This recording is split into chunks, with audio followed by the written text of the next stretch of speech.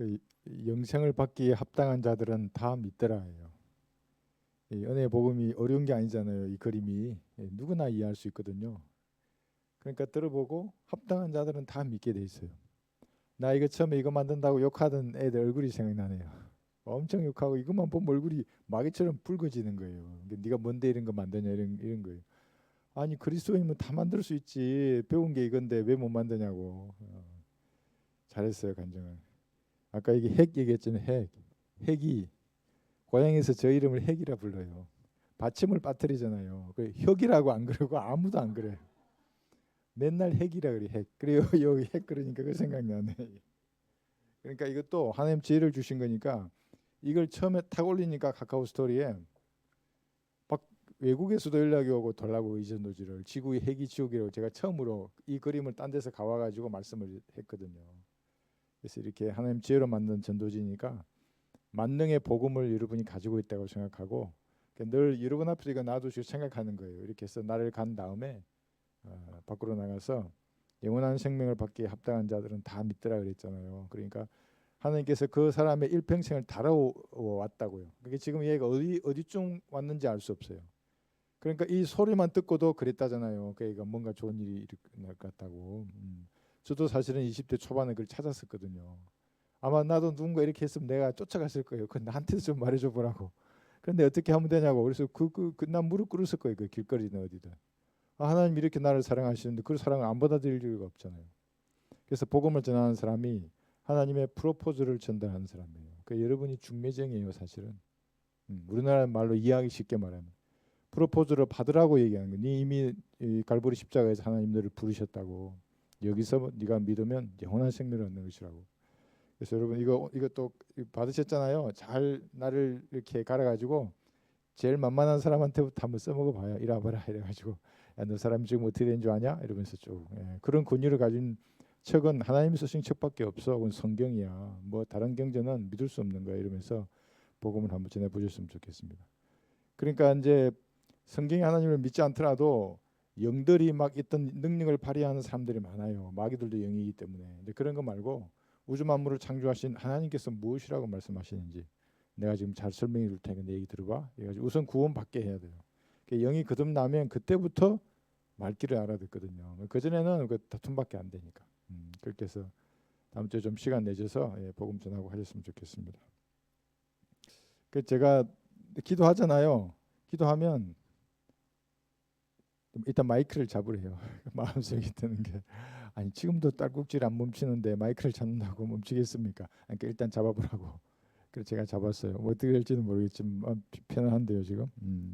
자 고린도전서를 우리가 공부하는데 여기 몇 가지 적어놔서 들어가는 말로 다른 것은 소화를 좀 못 시켜도 그렇게 큰 탈은 없어요. 물론 고생은 좀 하겠지만 그래서 음식도 잘 챙겨서 드셔야 하는 겁니다. 이게 탄수화물 많이 드시지 말고 가공식품 드시지 말고 하나님께서 그래도 땅에서 난 것 위주로 이렇게 많이 드셔야 되는데 하나님의 말씀을 소화시키지 못하면 어떻게 해야 되겠어요? 여기 억지로 풀다. 베드로후서 3장 16절에 보시면 베드로후서 3장 16절 말씀을 소화하지 못하면 억지로 풀게 되어 있어요. 제가 오늘 여기 들어오기 전에 잠깐 그 안식교 목사 같은데 뭐 진리의 수호라나 뭐나 이러면서 뭐라고 그러냐면 그 사람은 이 기간 1000년 있잖아요. 이 1000년. 이 1000년이 진짜 1000년이 아니라 영원을 1000년이라고 기록했대요. 이런 걸 난독증이라고 하는 거예요. 그런데 왜 하나님 그러면 1000년이 차기까지라 그랬어요? 그럼 영원이라는 시간도 차는 거예요? 덜 차기도 하고 꽉 차기도 해요. 영원이라는 것이. 영원은 영원인데 어떻게 그걸 가득 차는 거예요? 그러니까 그 문장을 유심히 안 보니까 억지로 푸는 거예요. 그래 그 사람들은 뭐라 그러냐면 여기서 영혼이 시작되는 거예요. 지상 재림도 없어요. 예수님이 실제적으로 오는 것도. 성령님께서 오순절에 강림하신 게 예수님의 재림이래요. 막 구독자도 많아요. 그것은. 거기 이 인간 도대체 미치지 않았나 생각이 드는 거예요. 왜냐하면 그날에 그의 발이 예루살렘 동편에 있는 올리브 산 위에 서실 것이라 이렇게 돼 있잖아요. 그럼 그 발도 그럼 뭐예요? 그러면 성령님이 이미 오셨다면 물론 성령님은 예수님의 영이에요. 그리스도의 영이고 하나님의 영이고 예수님 형상과 똑같이 생긴 영이라고요. 근데 그 영이 오순절에 내려왔다 그래서 그게 예수님 지상 재림이 아니라고요. 그냥 성도들의 몸 안에 거하시는 거지.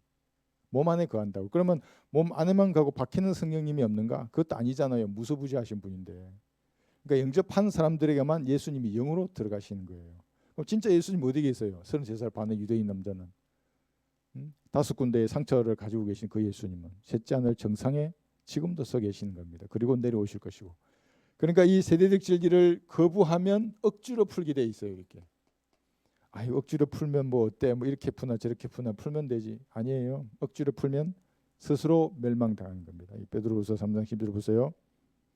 그의 모든 편지에서도 이런 것에 관하여 말하고 있으나, 여기서 그는 바울을 말합니다. 그 가운데는 깨닫기 어려운 것이 들어있어 무식한 자들과 견고하지 못한 자들이 다른 성경들처럼 억지로 풀다가 스스로 멸망에 이르느니라.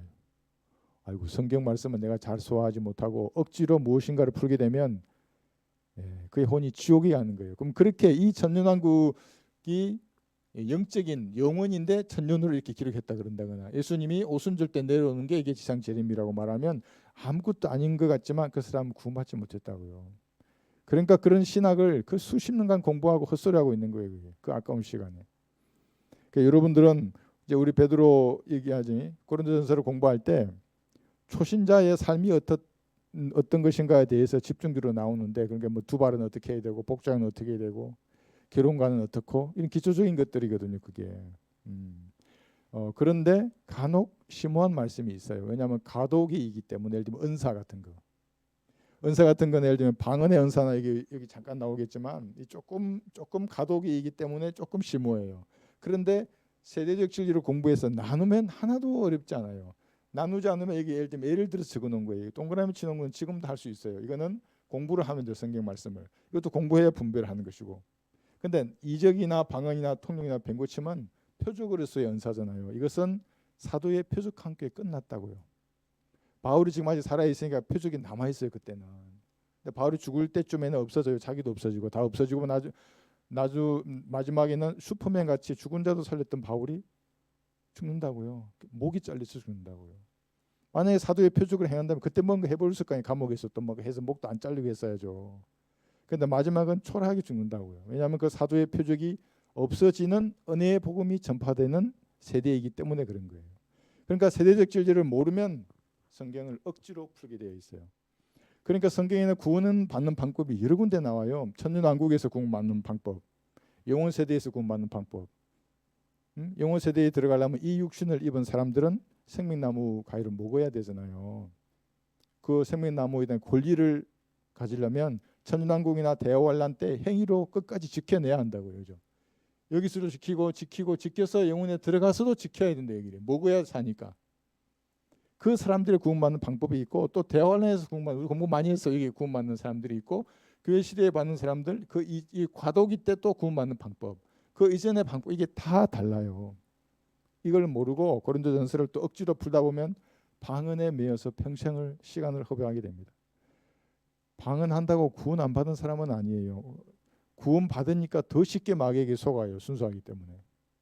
그래서 너희 가운데 이단들로 있어야만 너희들이 인정받는다고 하는 말씀의 의미가 뭐냐면, 구원받은 사람들 속에 이단들이 많이 있어요. 그러니까 뭐라 그러면 그게 그럴듯해 보여서 끌려가 버린다고요. 사이비에는 안 가요. 그런데 사이비에는 이단에게는 많이 끌려간다고요. 그럴듯하거든요. 그런 것들이. 자, 그래서 소화하는 게 중요한데 이 두 가지 해놨어요. 이게 두 가지. 그 전에 디모데후서 3장 10절에 보시면 왜 교리가 중요한가? 교훈의 말씀은 말 그대로 나를 바로 세우는 것이거든요. 이렇게 내가 말씀으로 교훈을 받을 수도 있고 저렇게도 받을 수 있어요. 그러니까 여기 모인 사람들이 동일한 문장을 가지고 다른 교훈을 받을 수 있어요. 왜냐하면 삶이 다른데, 사람의 성향이 다르고 성령님이 나를 다루고 싶어하는 부분이 다르잖아요. 그러니까 같은 문장의 말씀이더라도 교훈의 말씀은 다 달라요. 성도들에게. 그런데 교리는 오직 하나예요. 그 이 문장이 말하는 교리. 그래서 성경이 제일 중요한 게 교리. 교리가 뭐예요? 교리가 곧 진리예요. 이러니까 또 나 볼 때처럼 댓글로 자신 있으면 좀 공개 지리슨 이런 거 좀 써봐요. 좀 시간을 좀 나도 전략하게. 말도 안 되는 소리로 성경은 처음에 여기 써놨잖아요. 3장 16절. 모든 성경은 하나님의 영감으로 주어진 것으로 교리와 책망과 바로잡음과 의로 훈육하기에 유익하니 이는 하나님의 사람이 온전하게 되며 모든 선한 일에 철저히 구비되게 하려 함이니라. 그러니까 교리가 제일 중요한 게, 그 다음에 책망 바로잡은 의로 훈육하기에 유익하고 온전하게 된다고 하는 이 모든 것들은 내가 교훈을 받아서 고칠 건 고치고 바로잡고 그렇게 하는 것이거든. 그러나 진리는 하나예요. 그 교리. 이걸 누구에게 말하는가거든요. 그래서 하나님께서는 여기 해놨잖아요. 그죠? 세 부류로 나뉜 거. 유대인, 이방인, 하나님의 교회. 고린도전서 10장 여기 32절 보세요. 그러니까 오늘은 세부적인 것은 우리가 다음 공부할 때 깊이 좀 들어가고 결론만 하겠습니다. 고린도전서 10장 32절에 보시면, 물론 그 사람들 이 구절 보여줘도 제가 예전에 한번 보여줬거든요. 그러니까 이게 그 뜻이니? 아니, 이게 그 뜻이지. 그럼 문장을 봐. 문장이 뭐라 그러는데, 야, 이 문장이 하나님의 말씀인데 넌 왜 이건 안 믿고 자꾸 네 교단에서 배운 것만 가지고 고집하려 그러냐. 고린도전서 10장 32절. 유대인에게나 이방인에게나 하나님의 교회에게나 아무도 그치는 자가 되지 말라. 이 짧은 문장에 정말 그 핵심적인 게 들어 있어요. 이 말씀이 유대인, 야곱의 12지파의 그 아들들에게 하는 말이냐, 아니면 그 외에 다른 모든 민족 이방인에게 하는 말이냐, 하는 교리냐예요. 그 다음에 하나님의 교회에게 하는 교리이냐 말씀이냐, 이걸 모르면은 유대인에게 했던 언약을 자기에게 적용한다고요. 그러니까 이 예수님의 피로 이루신 이 뉴 테스터먼트라 하는 요 언약이 있고, 그럼 이 야곱의 12아들들과 맺을 천년왕국 때 맺을 뉴 커비넌트의 언약은 다른 거잖아요. 이렇게. 그런데 그게 아니면 그 사람들이 알 수가 없죠. 그래서 유대인들이 전부 돌아온다고, 이때는 자기들의 죄를 대환란을 통해서 깨끗하게 씻고 민족의 3분의 2 이상이 아마 사라지겠죠. 그 다음에 남은 자만 천년왕국에 들어갈 것입니다. 이렇게 누구에게 하는 말씀인지를 모르면 억지로 풀게 돼 있어요. 그 사람들. 여기 하나님의 교회라가 캠벨파가 뭐냐면 이게 저 그리스도의 교회입니다. 반드시 침례를 받아야 구원받는다는 사람. 그 사람들도 자기는 그리스도의 교회라 그러거든요. 그다음에 여자 하나님 믿는 사람들, 하나님의 교회. 그런데 왜 여자 하나님이에요? 하나님은 성경도 전부 남성 명사를 쓰잖아요. 여자는 없어요. 어쨌거나 이 세 부류. 그러니까 유대인 중에 구원받으면 교회가 되는 거예요. 하나님의 교회. 이방인이 구원받아도 하나님의 교회. 그러나 반대는 될 수 없어요. 그죠? 예. 하나님의 교회가 구원을 잃어버려 가지고 내가 과거에 놀던 이방인으로 돌아갈 수가 없어요. 물론 행실은 돌아갈 수 있어요. 행실은. 그게 뭐라 그러냐면 개가 다시 자기의 토한 토사물로 돌아가는 거예요. 돼지는 자기가 뒹굴었던 진창으로 돌아가고. 그렇지만 그 사람은 하나님의 교회예요. 이미 거룩해졌어요. 예수님의 피로. 그런데 그런 부끄러운 삶을 살다가는 그리스도의 심판석에서 씻을 수 없는 수치와 손해를 당하는 거예요. 제가 왜 수치가 씻을 수 없냐 그러냐 하면 다 본 거예요. 이제 여러분도 내가 심판받는 걸 보고 나도 봤어요. 이제 아는 거예요. 네 행위의 의도와 동기가 그랬구나. 어떤 사람은 나를 내가 돈 벌려고 목회한다 그래요. 나를 참 모르는 사람이에요. 우리 가족한테 물어봐요. 내가 어떤 사람인지. 신경 안 쓴다고요. 먹여주시면 먹고 안 먹으시면 안 먹는다고요. 난 군대 생활 때 그걸 철칙으로 얘기했어요. 잘 몰라서 그래요, 나를. 그러니까 어쨌거나 자, 그래서 그 다음에 디모데후서 2장 15절 한번 보겠습니다.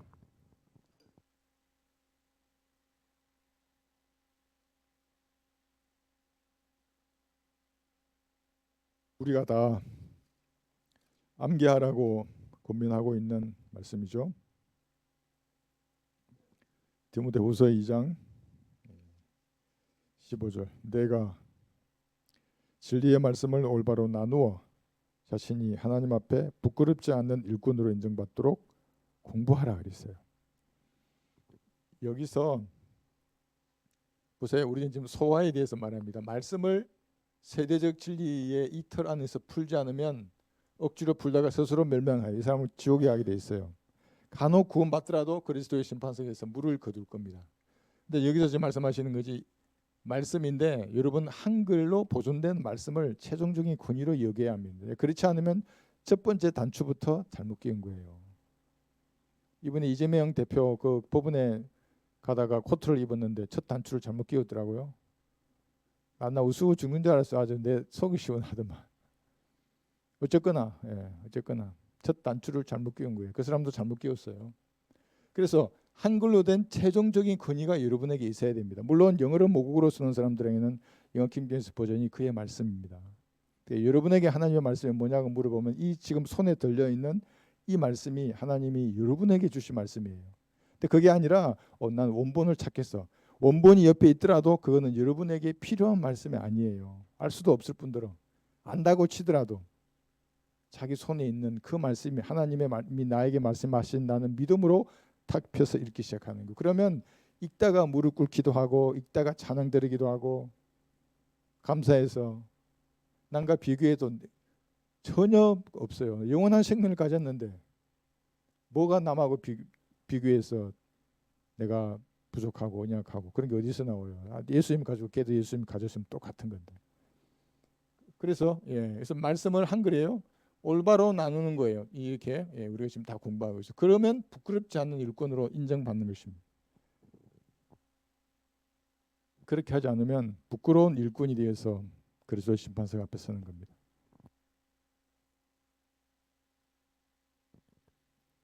여기 인정받는다는 거 이게 볼게요. 고린도후서 10장 18절 한번 볼게요. 고린도후서 10장 18절에 보시면 이는 스스로 칭찬하는 사람이 인정을 받는 것이 아니요 주께서 칭찬하시는 사람이 인정을 받기 때문이라. 세상 사람들은 다 자기 스스로 인정을 받으려고 해요. 또 사람으로부터 인정을 받으려고 하지만 여기서 말씀하시는 것들을 보시면 주께서 칭찬하시는 사람이 인정을 받는 겁니다. 그 인정받들은 뭐라 그래요? 올바로 나누어 공부하라 그러잖아요. 그러면 이 칭찬과 인정이 같은 거예요. 올바로 나누어 공부하는 게 그렇게 중요하기 때문에 이 성경도 변개시켰다고. 개역 성경은 공부하라도 없고 나눈다는 말을 영어 성경도 걔들은 그냥 은혜를 나누고 섬김을 나누고 정을 나누고 간정을 나누고 이렇게 생각한다고요. 세대를 나누어야죠. 올바르게. 교회 시대, 대환란, 천연왕국, 영원, 과도기, 구약, 율법 주기 이전에 이 쭉 다르잖아요. 그것이. 그래야 인정을 받는 겁니다. 여기 고전 11장 여기 보세요. 19절 보시면 고전 11장 19절에서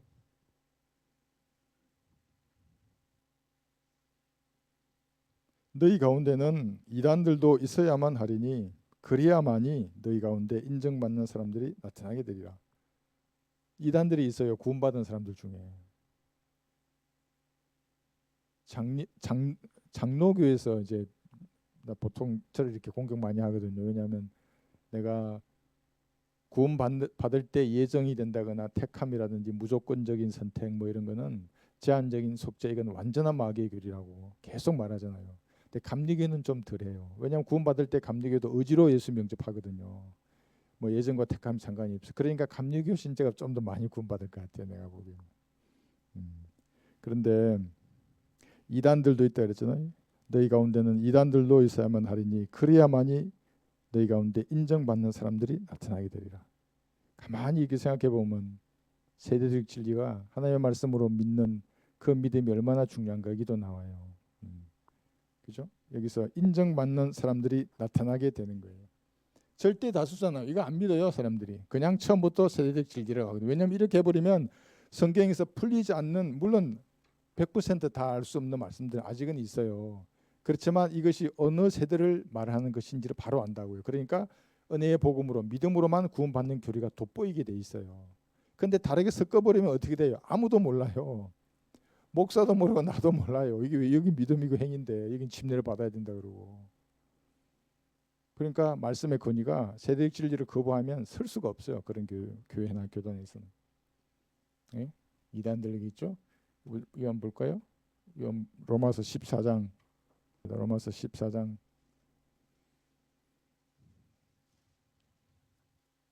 17, 18절 보시면 17절 하나님의 나라는 먹고 마시는 것이 아니라 다만 성령 안에서 의와 화평과 기쁨이라. 이러한 것들로 그리스도를 섬기는 자는 하나님께 기쁨이요 사람들에게는 인정을 받느니라. 이 그리스도인들에게 인정받는다는 말입니다. 그렇죠? 이렇게 해야 인정을 받는 겁니다. 근데 위에서 말하는 하나님의 나라는 먹고 마시는 게 아니라는 게 말 뭐예요? 물리적이고 정치적인 왕국이 아니에요. 이 교회 시대에는 영적인 왕국이잖아요. 그러니까 우리는 지금 보이지 않는 하나님의 나라에 다 들어와 있다고요. 그리고 천국은 지금 감추어져 있잖아요. 그죠? 예수님 지상 재림 때까지. 예수님 지상에 재림하시면 이 영적인 왕국하고 예수님이 내려오시면서 세울 왕국하고 하나가 된다고요. 이걸 천년왕국이라고도 하고 또 이걸 하나님의 나라라고도 해요. 소림 당시에는. 그러니까 인간들이 헷갈려가지고 미쳐버린 거예요. 이렇게 해야 인정을 받는데 지금은 영적인 왕국만 있다. 예수님의 피를 믿으면 누구나 이 영적인 왕국에 들어가는 거예요. 보이지 않는 왕국에. 그 눈에 보이는 물리적인 왕국은 지상 재림 때에 이 땅이 이루어질 거거든요. 그때 이게 하나가 되는 거예요. 그거 모르는 모든 사람들은 인정받을 수 없어요. 하나님 앞에. 그렇게 된 사람만이 자기 안에 있는 하나님의 나라. 누가복음 볼까요? 17장에 보시면 너희 안에 있다 그래요. 그러니까 지금 고린도전서를 쭉 공부할 때 보면 이런 심오한 말씀들이 조금 나올 수 있어요. 누가복음 17장 20절 보시면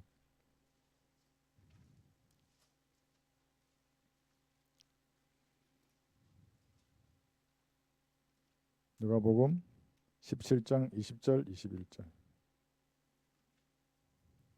17장 20절 주께서 언제 하나님의 나라가 오겠느냐는 바리새인들의 질문을 받고 그들에게 대답하여 말씀하시기를 하나님의 나라는 볼 수 있게 오는 것이 아니니라. 또 사람들이 보라 여기에 있다 또는 보라 저기 있다고 말하지 못하리니 보라 있는 하나님의 나라가 너희 안에 있기 때문이라고 하시더라. 그러니까 종교적인 사람들은 이제 미칠라 그럴 거예요. 왜냐하면 주님께서 말씀하실 때 다른 문장에서는 하나님의 나라가 이 땅이 세워질 왕국으로도 말씀하시고 그걸 또 천국이라 그랬다가 지금 여기 영적인 왕국에 대해서 말씀하시니까 마음이 똑바르지 않은 사람 다 실족해서 넘어지게 돼 있어요. 지금도 마찬가지예요. 다 소화 못 시키고 억지로 성경을 풀게 돼 있어요. 그래서 뭐 감리교는 잘 구원 받을 때는 잘 나가다가 구원을 유지하려고 그러면 끝까지 견뎌야 된다고 말하는 거거든요. 마태복음 25장 가지고. 그러니까 우리는 구원 받을 때는 감리교도예요. 구원 받았어요. 그러면 장로교예요. 구원이 영원히 보장되거든요. 이 정도만 아시면 좋겠고. 그래서 이 말씀은 뭐냐면 여러분들이 주님을 인정하면 주님이 여러분의 인생을 지도해 주시는 겁니다. 인정하지 않으시면 지도 안 해주세요. 자기 혼자 열심히 이렇게 사는 거예요. 막 떨어지기도 하고 넘어지기도 하고 불에 데이기도 하고 가시에 찔리기도 하고 그러다가 내 인생을 주님께서 주관하시는구나. 이 인정해 드려야 돼요. 그러면 평탄한 길로 인도해 주시게 돼 있어요. 그 고난의 길이 시간이 조금 걸리겠지만 자, 이 정도만 보시고 소화해야 한다는 거, 좀 어려운 부분들이 나올 수도 있다. 그 다음에 고린도 교회는 육신적인 교회의 유행입니다. 계속 지적질 당해요. 그렇게 하면 안 된다, 안 된다. 이제 왜 그런지 좀 이따 나올 텐데 자연인은 고전 2장 14절에 보시면 구원받지 않은 사람들이에요. 구원받지 않아도 이 땅을 잘 살 수는 있어요. 하나님은 선하고 자비하시기 때문에. 그러나 영적인 일은 알아들을 수가 없어요. 그러나 자연인은 하나님의 영의 일들을 받아들이지 아니하나니 이는 그 일들이 그 사람에게는 어리석게 여겨지기 때문이요 또 알 수도 없나니 이는 그 일들이 영적으로만이 분별되기 때문이니라. 그러니까 후대는 멀쩡하고 직책이 목사일 수도 있어요. 장로나 권사나 뭐라고 할 수 있어요. 그런데 구원받지 않은 자연인들은 외형만 종교적인 사람이에요. 영의 일들을 말하면 전혀 알아들을 수 없어요. 그 사람한테 말해봐요. 이게 핵이다 하고 핵이다. 핵에 대해서 아냐 물어봐요. 알지? 그러면 그건 땅의 심장이래. 예수님은 땅은 여기서 지구를 말하잖아. 지구에 심장이 있대. 근데 그게 너무 뜨겁대. 지옥. 그 나한테 뭐 지옥이 어디냐니까 이 사람은 저 우주 어딘가에 있대요. 어디 우주 어딘가에 뭐 이렇게 뭐 어쩌고 성경 어디냐고 여기 땅의 심장인데 그죠? 자연인들이 전부 다. 그 다음에 육신적인 그리스도인이 있어요. 이 사람은 외형은 사는 모습은 똑같아요. 자연인들하고. 다만 죽어서 지옥에 안 갈 뿐이에요. 영적인 침체에 침체를 거듭하는 사람이에요. 어린아이처럼 주님 앞에 주님 내 마음과 상상 가운데 있는 더러운 죄들을 지금 씻겨 주십시오. 제가 이런 죄들로부터 벗어나기 원합니다. 좀 도와주십시오. 그리고 제가 참신한 자세로 주님을 섬기게 해주십시오. 이런 마음으로 주님 앞으로 다가서면 즉시 이렇게 될 수 있어요. 이렇게 영적 그리스도인이 되어서 자기 몸을 드리는 거예요. 주님, 저를 몸을 주님께서 제가 주님께 드립니다. 주님을 위해 살게 해주십시오.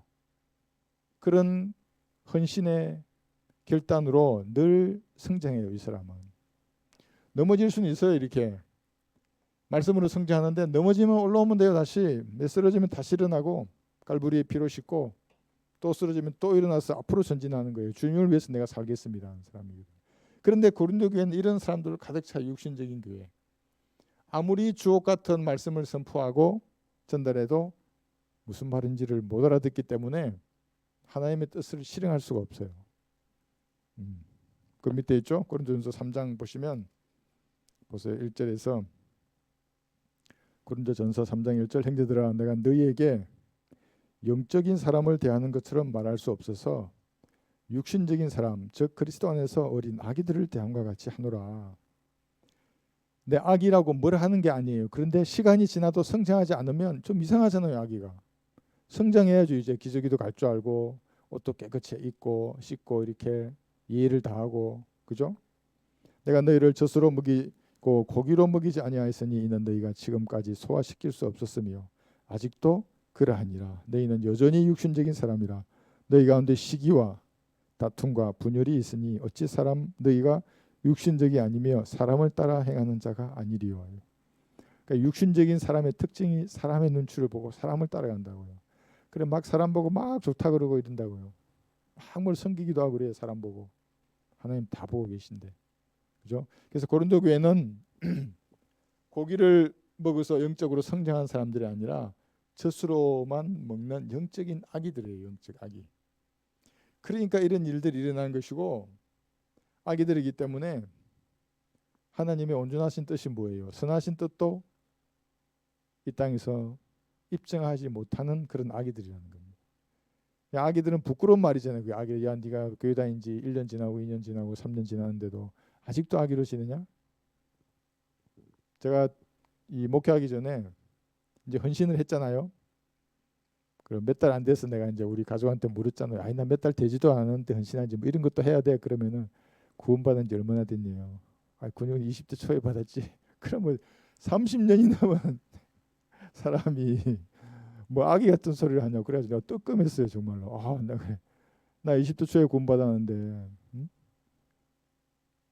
20, 30, 40, 그러니까 30년 넘었잖아요. 여러분 몇 년 되셨어요 구원받은지? 다 바울이 돼야 돼요. 여기 계신 분들은.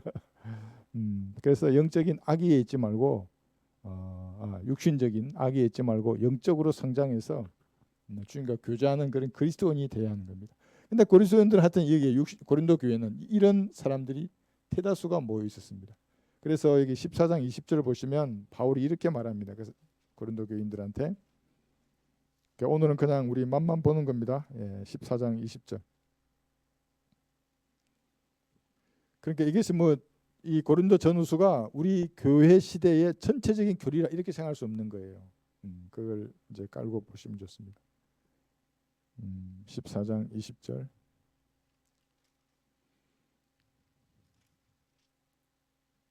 형제들아 깨닫는 데에는 어린아이가 되지 말고 악에는 어린아이가 되더라도 깨닫는 데에는 어른이 되라 했어요. 악에는 어른이 될 필요가 없어요. 악에는 어린아이 같이 해도 돼요. 그런데 깨닫는 데에는 말씀을 어른이 되어서 선악을 감각적으로 분별해야 합니다. 그러니까 지금 이 세대 보면 유튜브에 얼마나 홍수처럼 넘쳐납니까? 이게 서로 내란이라 그러잖아요. 서로 반역자라 그러고. 근데 그걸 보고 분별하지 못하는 사람들은 전부 사실은 마시간 사람들이에요. 영적으로 봤을 때 미혹된 사람들이라고요. 헌법이 뭐 세상 사람들이 만든 법률이기 때문에 그게 아무것도 아닌 것 같잖아요. 뭐 그리스도인이 우리 뭐 헌법을 지킬 이유가 뭐 있어 그런데 그렇지 않아요. 하나님이 주신 권위예요.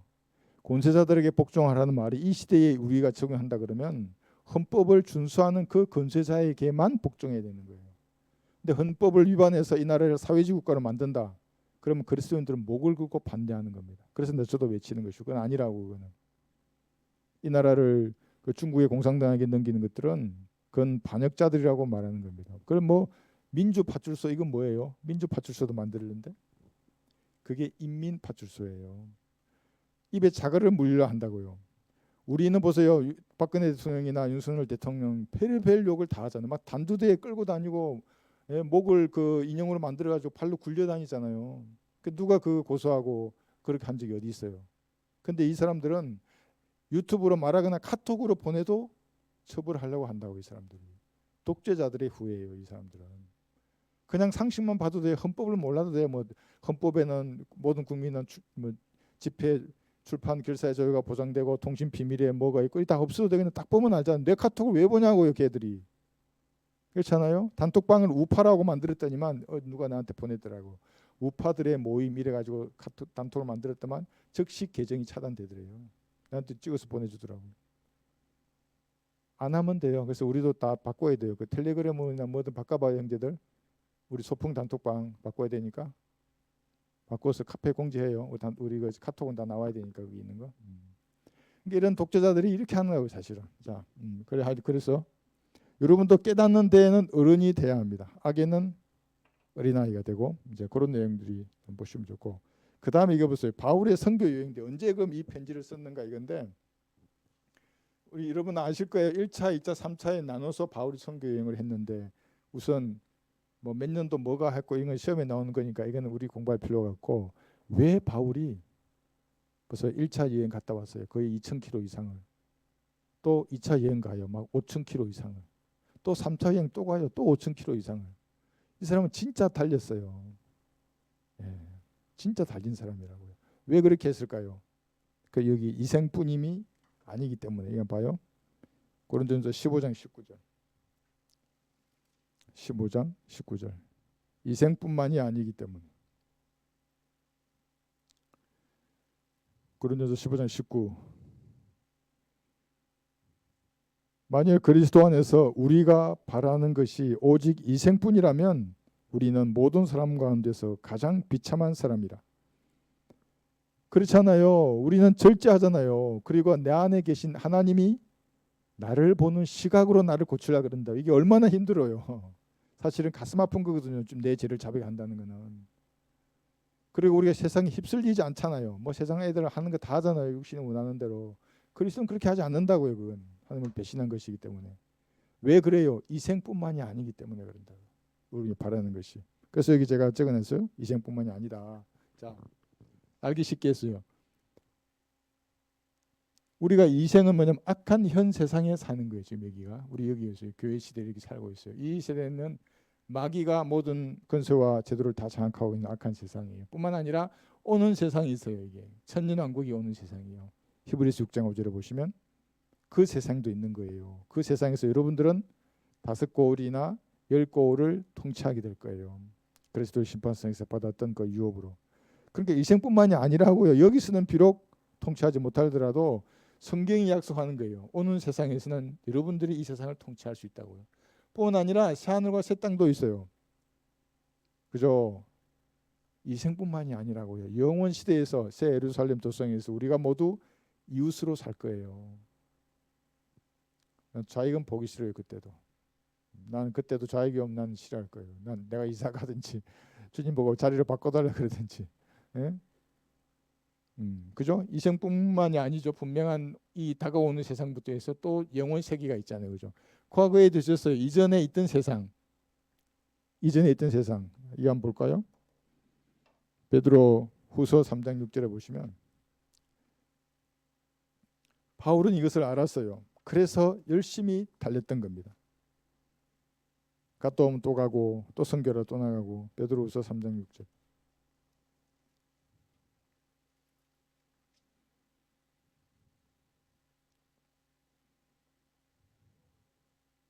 베드로후서 3장 6절. 이로써 이전에 있던 세상은 물이 범람해서 멸망하였느니라.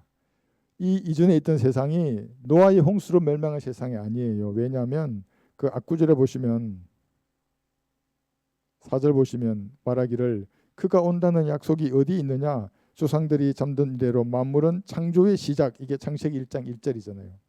부터 그대로 있다고 하리니. 그래서요. 그대로 있다 하리니. 이 애들이 조롱하는 자들이 앞에 3절에 나와 있는 조롱하는 자들이 나와서 이렇게 말하는 거예요. 그러니까 이전에 있던 세상이라는 것은 창세기 1장 1절에 이 밝고 찬란한 세상을 말하는 겁니다.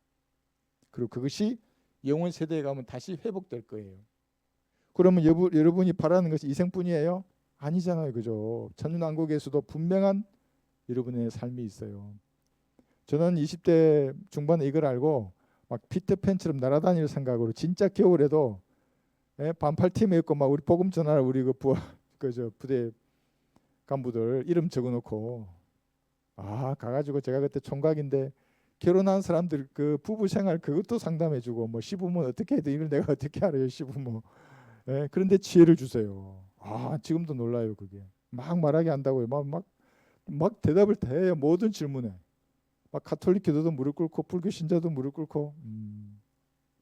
그러니까 이생뿐만이 아니라는 이것은 성경이 보증하는 확실한 약속이에요. 그러니까 지금 제가 이것만 말해도 이 두 가지 세상이 우리가 바라는 것이라고만 말해도 공산주의자들을 우리 보고 뭐냐면 종교가 아편이라 하잖아요. 그건 진짜 아편 같은 거네 이렇게 하는 거예요. 그래서 아편이라고 그러는 거예요. 아편보다 더하다고 그거는. 아편은 먹으면 죽지만 이 소망을 가지면 영원히 산다고. 너 한번 영원히 안 살아볼래? 그럴 수 있는 거죠. 자, 이런 거 있어요. 그래서 이 선교 여행을 갔는데 1차, 2차 여행에서 이제 2차 여행에서 고린도 교회를 세웠어요. 사도 바울이. 한번 볼까요?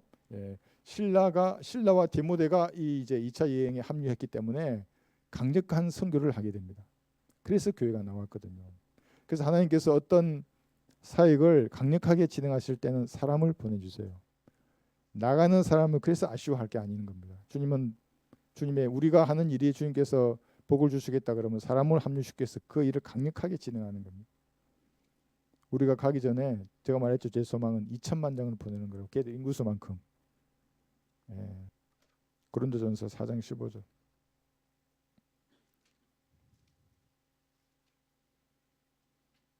고린도전서 4장 15절에서 이는 너희가 그리스도 안에서 1만 명의 서성을 가졌을지라도 아비들은 많지 아니하니 그리스도 예수 안에서 복음을 통하여 내가 너희를 낳았습니다. 교회를 세웠어요. 그리고 여기 3장 6절에 보시면 나는 심었고 이죠. 아폴로는 물을 주었으나 하나님께서는 자라게 하시느니라 그랬어요. 이게 무슨 말이냐면 이제 이런 다툼이 시작이 된 거예요. 이제 2차 여행 끝나고 이제 3차 선교 여행을 또 나갔는데 다양한 이 교회에 대한 소식이 들리는 거예요. 막 시기와 다툼과 분일이 있어요. 나는 아폴로 파라 그러고 나는 바울 파라 그러고.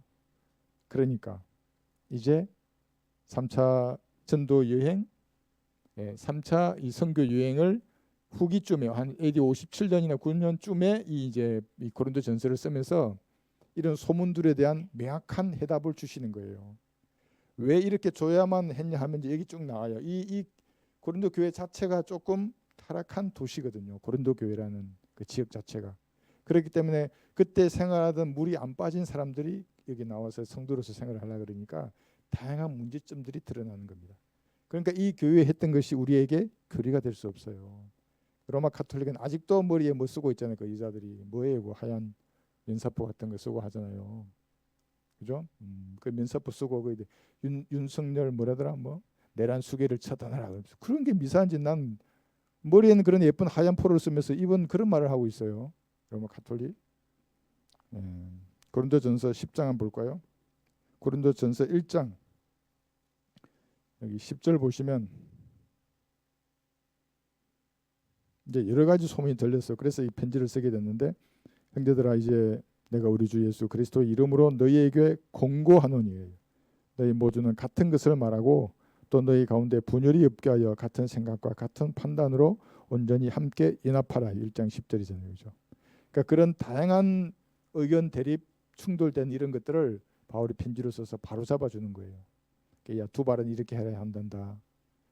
결혼에 대한 성경적 관점 이런 거란다. 그런데 나는 이렇게 생각해. 이렇게 해주면서 실제적인 삶을 어떻게 해야 될 것인지를 이 서신서를 통해서 바로 잡고 있는 것입니다. 7장 12절도 볼까요? 이런 대립이 있었어요. 고린도전서 7장 12절.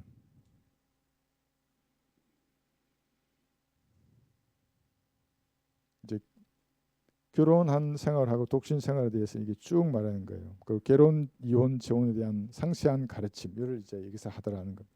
12절 나머지 사람들에게 주께서 말씀하시는 것이 아니고 내가 말하노니 만일 어떤 형제에게 믿지 아니하는 아내가 있는데 남편과 함께 살고자 한다면 그녀를 버리지 말라요.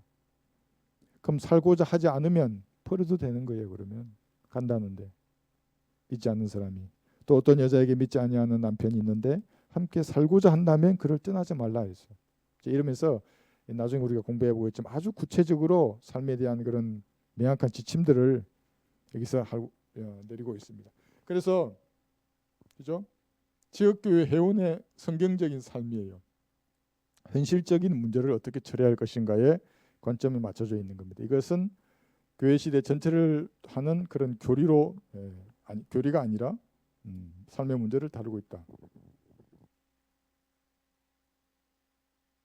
는 좋겠고 고린도 왜 그럼 이런 지적이 많고 이런 문제들은 다 바로 잡아줬느냐 하면 고린도라는 말의 의미가 장식물이잖아요.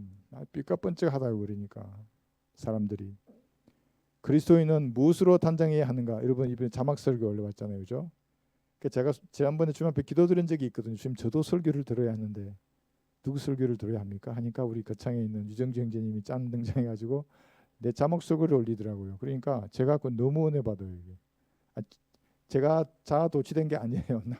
그 문장을 내가 보고 내가 괜찮은데. 그래서 그리스도인들은 온유의 영으로 자신을 단정해야 하는 겁니다. 장식물로 단장하는 게 아니고 그러니까 딴 머리나 장식물로 단장하는 게 아니고 온유한 영으로 자신을 단정해야 하는. 근데 고린도 교회는 하여튼 이름이 이랬어요. 그러니까 당시의 최대 상업의 중심지였습니다. 약 40만에서 70만 명이나 되는 인구가 모여 있는 거대한 대도시였습니다. 도시에서 일어나는 죄를 우리가 창세기 공부할 때 잠깐 봤죠. 뭐냐면 살인과 간음이에요. 실제적인 살인도 있고 그다음에 사람을 다양한 방법으로 착취하고 죄를 짓게 하는 것이 도시입니다. 간음과 음행들이에요. 간음은 뭐예요? 간음은 마음으로 성적인 죄를 짓는 게 간음이에요. 어떤 사람은 결혼한 사람이 죄 지으면 간음이 그게 아니에요. 결혼하든 안 하든 여자를 보고 음흉을 품으면 이미 그의 마음에 간음한 거예요. 죄를 하나님 앞에 자백해야 돼요. 그것은 그죠? 그래서 그런 것들로 그래서 부유층이잖아요. 이게 상업의 중심지니까 우상이나 산당이나 신정들이 가득하고 향락과 타락의 도시예요. 여기서 이제 구원받았다 생각해봐요. 그러면 과거에 놀던 물이 어딘지는 모르겠지만 그걸 벗어나야 되잖아요. 그럼 어떻게 벗어날지를 모르는 거예요, 사람들이. 그러니까 바울이 구체적으로 지금 가르쳐주고 있는 것입니다. 그러면서도 단단한 음식에 대해서도 얘기하고 있습니다. 여기 보면 고전 15장 38절에 보시면 이 신구약을 통틀어 부활에 관한 가장 완벽한 교리적 해석이 여기에 있어요. 15장 38절 고린도전서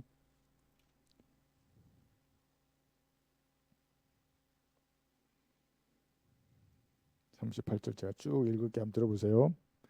하나님께서는 자기 뜻대로 씨앗에다 형체를 주시되 씨앗마다 그 고유한 형체를 주시느니라. 모든 육체가 다 같은 육체가 아니니 어떤 것은 사람의 육체요 어떤 것은 짐승의 육체며 어떤 것은 물고기의 육체요 또 어떤 것은 새의 육체라. 또한 하늘에 속한 몸들도 있고 땅에 속한 몸들도 있으나 하늘에 속한 것들의 영광이 다르고 땅에 속한 것들의 영광이 다르니라. 하나는 해의 영광이요 또 하나는 달의 영광이며 또 하나는 별들의 영광이니 이는 영광이 져서 한 별이 다른 별과 다르기 때문이라. 죽은 자들의 부활도 이와 같으니 썩은 것으로 심겨서 썩지 아니하는 것으로 일으켜지며 수치로 심겨서 영광된 것으로 일으켜지며 약한 것으로 심겨서 능력 있는 것으로 일으켜지며 육신의 타고난 몸으로 심겨서 영적인 몸으로 일으켜지느라. 영으로 일으켜지는 게 아니에요. 영적인 몸이에요. 그러니까 예수님 드셨잖아요. 벌집도 드시고 과자도 드시고 구운 과자예요. 그래 드셨어요. 그죠? 여기가 명확하다고 이게. 그러니까 이런 교리를 이제 우리가 나중에 다시 공부하겠지만 초신자도 가만히 보면 다 받아들일 수 있는 거예요. 다만 자기가 즐기던 과거의 그 놀던 물에서 벗어나고 행실을 똑바로 해야 될 부분이 있는 것이죠. 자, 그런 것들이 있고. 그다음에 우리 서두에 조금 언제 은사에 대해서 방언에 대해서 한 장이나 다 통틀어서 말하고 있어요. 근데 그것이 그러면 이 시대의 교리가 되는가? 그럴 수 없다는 거예요. 왜냐하면 과도기잖아요. 아직 사도의 표적들이 남아 있다고요. 사도들이 다 안 죽었기 때문에. 그냥 사도들이 이제 죽어갈 때쯤엔 다 없어진다 그랬잖아요. 그리고 본인도 자연인처럼 아무런 능력을 행사하지 못하셔서 감옥에서 그들은 목배임당해서 죽었거든요. 그런데 그때는 그렇지 않았어요. 그래서 이게 아까 말씀드린 대로 표적이로 주어진 은사가 아닌 것, 예언이라든지 영분별이라든지 가르침이라는 것, 이런 것들은 지금도 은사로 주님 주시지만 표적으로 행해졌던 이런 이적들 있잖아요. 그다음 공부도 안 했는데 방언하고 통역하는 것들, 병 고치는 것들, 이것도 공부해야 되잖아요. 이 세계도 공부하는 거예요. 병 고치라고 의사들, 약사들 공부해야 되잖아요. 근데 공부도 안 했는데 갑자기 내가 병을 고쳐줘요. 그게 표적이거든요. 초림 때 했었어요. 사도의 표적들을. 대환란 때에 있는 거짓 사도들이 또 표적을 행사할 거예요. 그런 것들을. 13원 사초도 표적을 행사할 것이고. 근데 지금 교회 시대에는 표적이 없어요. 대신 뭐예요?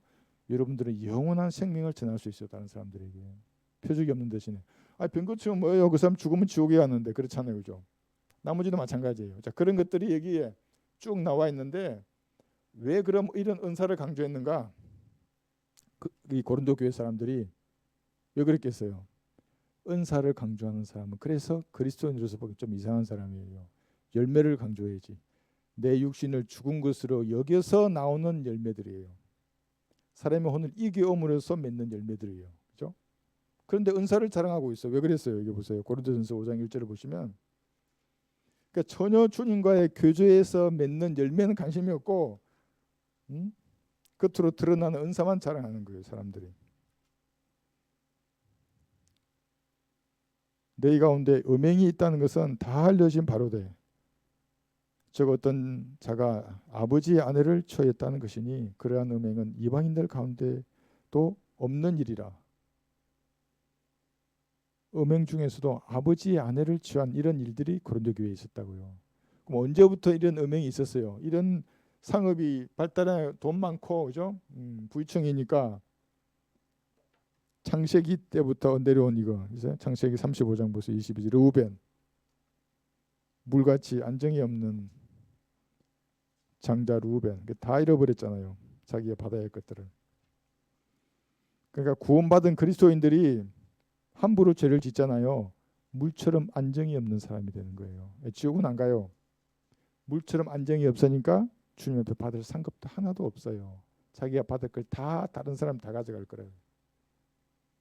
여러분들은 죄를 지을 때 그래서 구원 받았어요. 조심해야 되는 겁니다. 더욱 행실을. 무엇인가 받으시려고 하면 창세기 35장 22절 이스라엘이 그 땅에 거할 때 루벤이 자기 아비의 첩 비라에게 들어가 동침하니 이스라엘이 그것을 들었더라. 그때 야곱의 아들은 12이라 그랬어요. 창세기 49장 4절에서 또 얘기합니다. 이게. 그러니까 죄를 여러 번 짓고 자백하면 용서된다 그랬잖아요. 근데 못을 뽑고 빼고 나면 자국이 남는다고 흔적이. 창세기 49장 4절 물처럼 불안정해서 너는 탁월하지 못하리니 지금 루벤을 말하는 겁니다. 이는 내가 아비의 침상에 올라가서 그것을 더럽혔습니다. 그가 나의 침상에 올라갔었도다. 이런 죄들이 고린도 교회에도 버젓이 일어났던 겁니다. 여기 쭉 이게 근친상간에 대한 얘기죠. 함이 아비에게 들어가서 노아와 남색을 했던 거예요. 이게 이제 동성연애의 시초거든요. 그래서 이제 결국에는 저주를 받게 됩니다. 함족들이. 내가 좀 더 성경을 찾을 거예요. 예전에 이것 때문에 갈라선 사람도 있어요. 함과 노아와의 사이에서 있었던 일에 대해서 이 사람은 절대로 안 받아들이더라고요. 내가 성경을 다 찾아서 아무리 줘도 안 받아 알았다고. 그래서 절교를 한 사람이 있는데 성경을 공부해 보면 다 나와요. 이게 또 롯의 함족이 두 딸 있잖아요. 아비 롯의 씨를 가지고 임신을 했잖아요. 이런 일들이 성경에 일어났던 겁니다. 그러니까 성경은 감추는 책이 아니에요. 모든 죄를 다 드러내놨어요. 성경에. 그러니까 이런 유형의 죄가 고린도 교회에 있으니까 열매는 말하지 않고 은사에 대해서 계속 말하는 거예요. 이 우리 나중에 배우겠지만 방언에 대해서 사도 바울이 정확하게 다시 잡아줍니다. 보시면 되고 그걸 나중에 우리가 그래서 마지막에 볼까요? 고린도후서 10장 4, 5절 이거 보고 오늘 마치겠습니다. 그래서 과거에 놀던 물이 중요해요. 중요하다는 말의 의미가 뭐 그게 무슨 의미를 주는 게 아니라 그 벗어나야 한다고요. 왜냐하면 그것들이 생각 가운데 견고한 요새를 구축하고 있기 때문에 그렇습니다. 고린도후서 10장 4, 5절. 이거 말씀을 공부하지 않으면 그 요새가 어디 있는지조차도 모르게 그 사람을 잠식해 들어간다고요. 과거에 놀던 물. 그래서 저도 과거에 놀던 물이 안 보이시나요? 전 군대밖에 모르잖아요. 이게 하는 게 뭐하면.